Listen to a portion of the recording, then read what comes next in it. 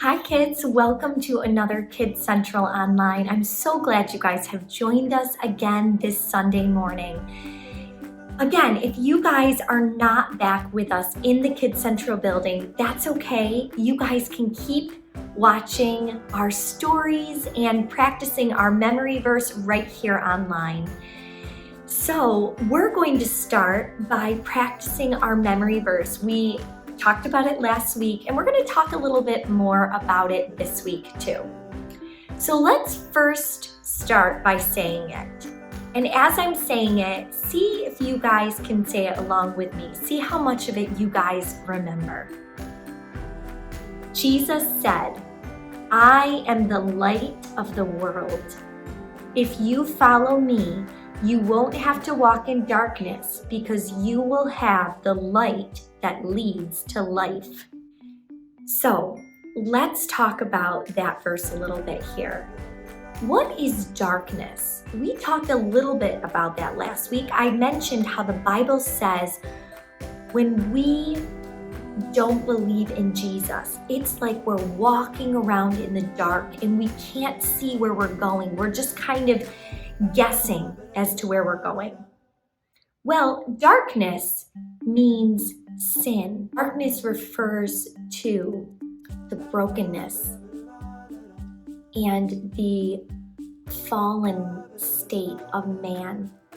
We know that after Adam and Eve chose to disobey God in the garden, men and women have been born with a broken, sinful nature ever since. And we're in need of a rescuer.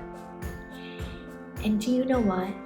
This is exactly what Jesus is telling us in this verse. He is the rescuer. He is the one that God promised way back in the beginning that he was going to send. Jesus is the light, the one that breaks through the darkness and rescues us from that life of confusion, that life where we're just kind of guessing as to what's right, that life where we're just living for ourselves and doing what we want. He rescues us from that. And he shows us what is good and true. Jesus is our light.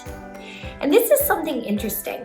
Way back in the beginning, when the earth was dark and it was a wasteland, God said, "Let there be light," and light shone.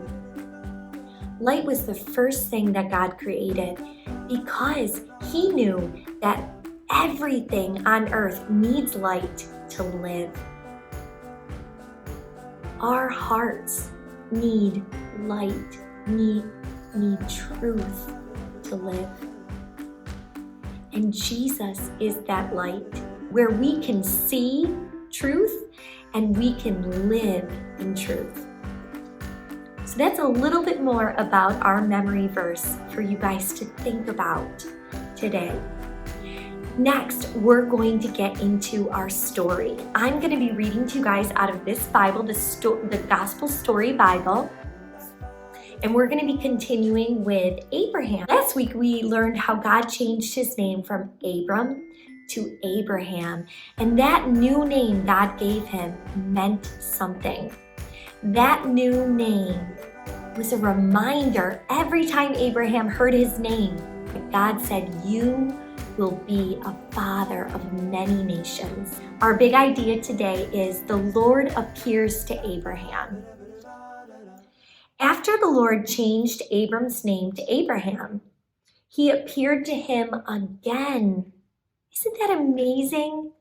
God cared enough about Abraham to come to him again. This time he visited Abraham at his home and brought along 2 angels. Abraham was resting by his tent during the hottest part of the day when all of a sudden he looked up and he saw 3 men standing nearby. As soon as he saw them, Abraham ran to greet them. He bowed down before them and said, "Oh Lord, if I have found favor in your sight, do not pass by your servant. Let a little water be brought and wash your feet and rest yourselves under the tree while I bring you a morsel of bread." The Lord agreed to stay, and Abraham ran off to find Sarah. Isn't this amazing? Abraham recognized that it was the Lord who was coming towards him. And he wanted to thank him in a way, right? To have him stay so Abraham could provide these men with some water to wash their feet and also provide them some food. "Quick," he said to her, "take some flour and knead it into bread." Then Abraham ran to his herds of cattle, found a calf, and gave it to a young man to prepare for a meal. When the meal was ready, Abraham carried it to the men who were sitting under the trees that grew near his tents. Abraham was showing them good hospitality. He was caring for them, right? Taking care of their needs. The Lord asked Abraham, "Where is your wife Sarah?" "She is there in the tent," Abraham replied.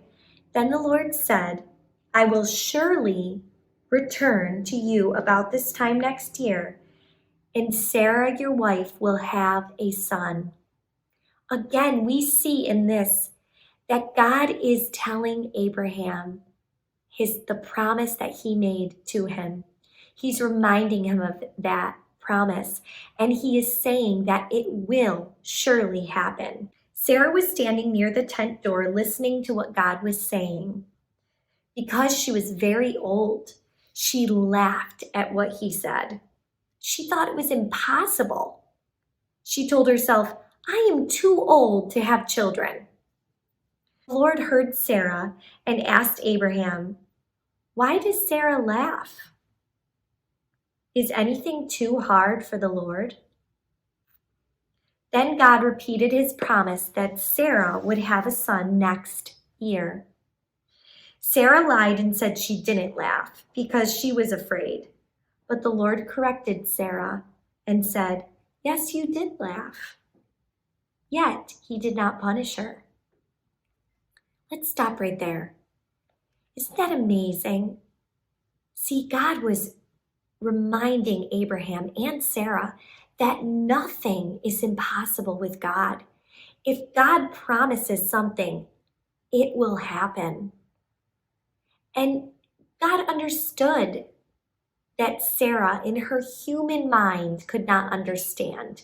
She thought, "There's no way I could have a child. I'm way too old." So God did not punish her. He reminded her again that she would have a son. After their meal, the three men stood up to continue their journey. Abraham walked with them to see them on their way. While they were walking, the Lord told Abraham that he planned to make him a great and powerful nation, and he chose Abraham that he might obey God and direct his children to follow the way of the Lord. So God was saying, "Abraham, I chose you. I chose you so that you would obey God and you would pass that on to generations after you.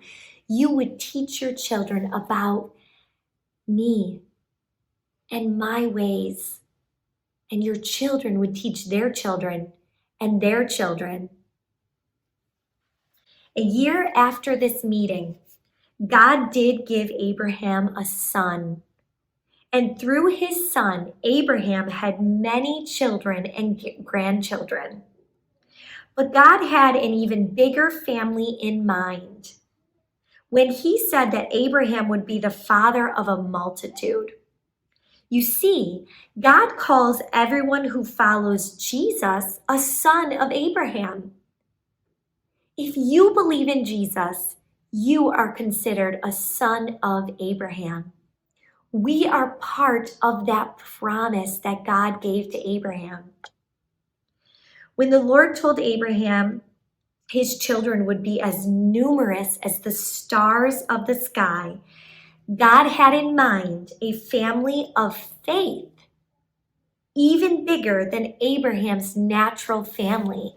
You see, we aren't necessarily natural family to Abraham, meaning we come from his bloodline.